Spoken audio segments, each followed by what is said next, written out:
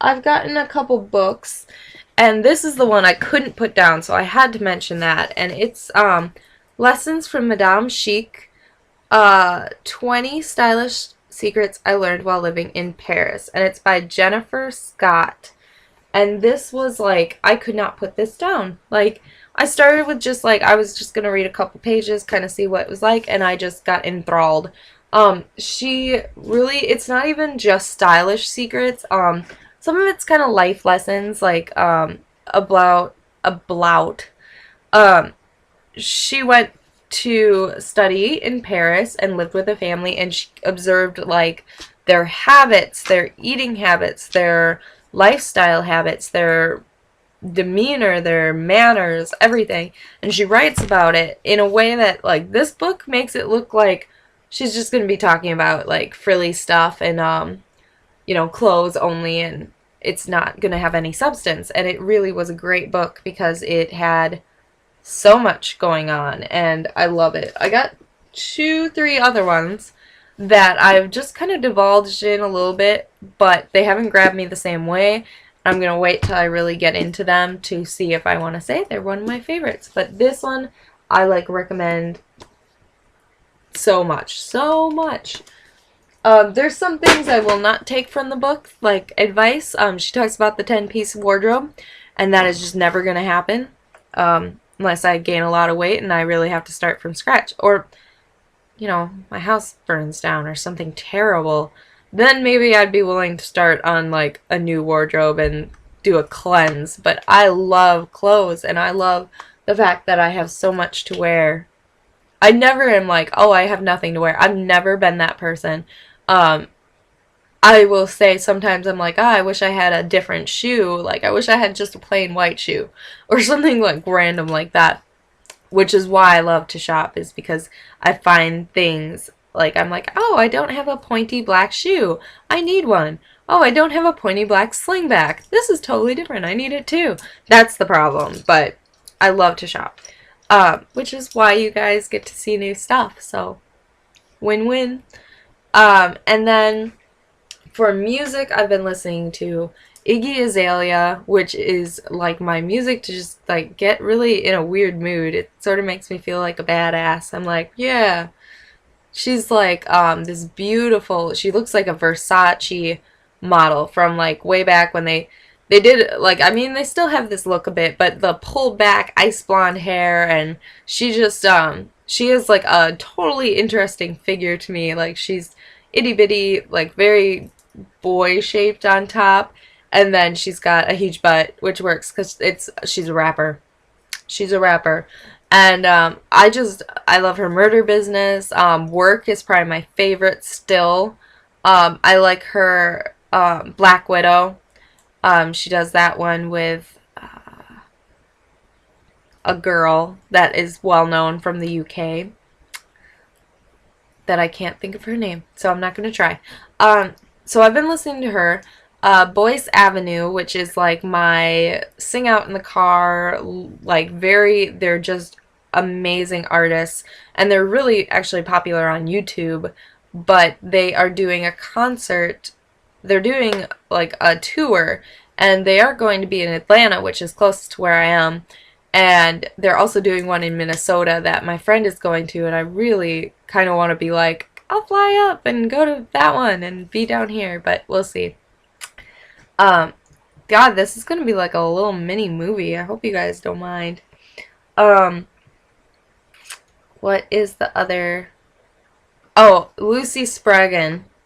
Spaggen, I think. Well, you'd be able to find her. I heard one of her songs, The Tourist, in the store, and I loved it, and just listened to a couple snippets of her music online. And had to download her CD. Like, I downloaded it within 5 hours of, like, hearing her song, because I worked, so I had to wait till I got done with work. But I love her stuff. Hers makes me in an upbeat, happy mood. Boyce Avenue puts me in a very reminiscent kind of mood, and Iggy Azalea gives me kind of like a ego mood. So I like all of them for different reasons. And then, for shows, I do not watch a lot of like normal shows. I should say that. I don't get into a lot of shows because I don't want to. I lose my life to them. Like I love Supernatural. I watched like first two seasons. Almost finished the second season, or I did. I don't even remember. It was quite a while ago, and I like raced through those. Like spent a week watching them, a weekend almost. So then when I stopped watching them and I stopped like getting that like drive, I want to see more, I want to see more, then I was like, maybe I shouldn't, because there's a lot more seasons and I could lose like a whole month of my life really quickly. So that's why I don't get into a lot of shows. But things like Bob's Burgers is hands down one of my favorite. Family Guy is still up there. American Dad is still up there. Scooby-Doo Mystery Inc. I've watched so many times now, but it's 2 seasons and they're both on Netflix. And check them out if you liked Scooby-Doo even a little bit as a kid. It's actually got a storyline. The entire season actually has a storyline. 2 of them has like a storyline that is not just about catching monsters. It starts out that way, and you know the gang's been together for a while, and they add some interesting things like relationships. I don't know. Even like me, I just get enthralled in it, even though it's for kids. It really is. But they've definitely upped their game. I feel like it's not so much just a kid show, which I watch Scooby-Doo all the time. So what am I saying? And then Game of Thrones. I'm not very technologically inclined. I have Hulu, I have Netflix, I pay for them because I don't know how to do a lot of downloading, and I have done it in the past and gotten spam and viruses, so I don't know exactly how to get everything. But Game of Thrones I got really into. 3rd season I did not watch because it had a lot of amputation and torture, and those are 2 big bothersome things for me. I can deal with a lot of stuff. I don't handle watching violence a ton, but in small doses you're like, okay, especially for Game of Thrones, it feels like prudent for the storyline to have some violence. But it was extra, and rape is hard for me to watch. I mean, stuff like that is just difficult for me to. It's like the episode gets done and I can't think of anything else that happened except that horrific scene or something. And so, but I did watch like all these I'd watch people review it. I'd watch the actual Game of Thrones YouTube channel where they talk about what happened and they interview everybody. I find that interesting, and I would watch that no matter what. But I feel like I should probably have watched the whole season, or tried. But they just started season 4, of course, if you know. And I think they just got done with episode 4 or 3. No, 4, 5, something like that. And I just watched the last synopsis, and it's just so good. Like, I will watch clips, and I'll be, like, so enthralled, and then the clip ends, and I'm like, no! I just need more. I need more than 2 minutes of a clip. So I love Game of Thrones, and I definitely, if you can handle that kind of stuff, definitely watch it. It's got a lot of intrigue and twists and turns, and the books, obviously, if you like to read, you can read the books, and the TV series is different in a lot of ways, mostly minuscule little ways, not as different as it could be, and not as dynamic as they could change it. So even though there's quite a few changes that people have been kind of like, ooh, why'd you do that? I mean, they've got to do some things because the books aren't finished, for one, and, you know, it's a TV series. There are some limitations, and also, you know, what you don't mind reading about for 2 pages is not going to make a good 10-minute scene on the screen. So, anywho, that's my whole thing. I'm just going to go because you guys are probably like, geez Louise, you need to shush. Can I do favorite food? Maybe it's like I'm in a really good mood today, so I just feel like chatting you guys up a storm, and I'm gonna go for a walk after this, so it's like putting off the walking around. Favorite foods have been hands down like BLT.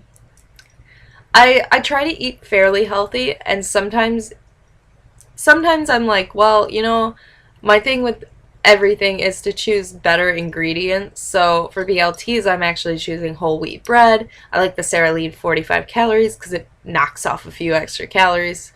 And then I also like choosing like smaller portions, so I might only do, 3 slices of bacon is not the worst thing for you. So, that makes it not so bad. I've been loving eggs, like brown eggs. I didn't realize there was a difference. Like, I used to be totally against colored eggs, like brown eggs. I'm like, no, they're gonna taste weird. And they taste better. But I didn't actually realize there was a change in taste until I went back to white.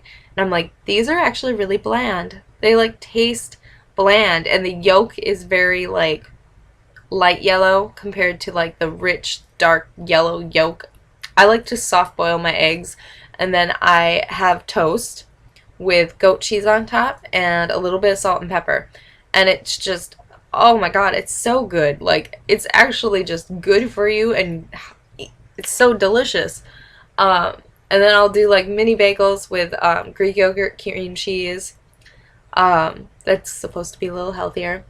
And then I use little tomatoes on top and salt them just a little bit. I love salt. That's a vice of mine. But so I love those.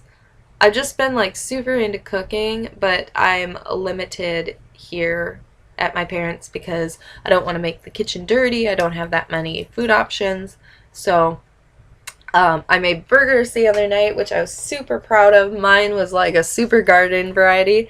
So it was actually meat that I took and made into a burger patty. I don't like frozen burgers. I just don't. And if it's not bleeding while I cook it, how am I supposed to know it was alive at one point? Oh, no vegetarians are on anymore. They probably zoned out a long time ago. I feel like I might cut this into 2 videos. If I can do that. If I can figure out how to do that. So that was my favorites for food. I feel like there was one more favorite.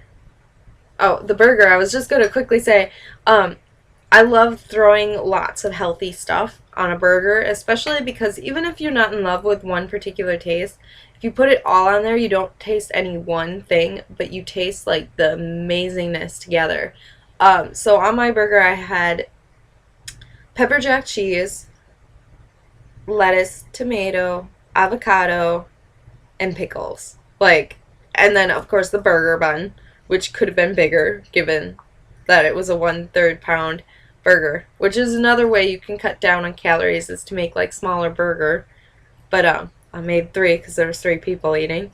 And then I think I just dipped it in ketchup. That was all. Yeah, that's it. So I just love stuff like that. So anywho, I will talk to you all later, and I hope you don't mind. This is a long video. I probably will be splitting it up into 2 parts, so I hope you guys don't mind, but I will talk at you later. Bye!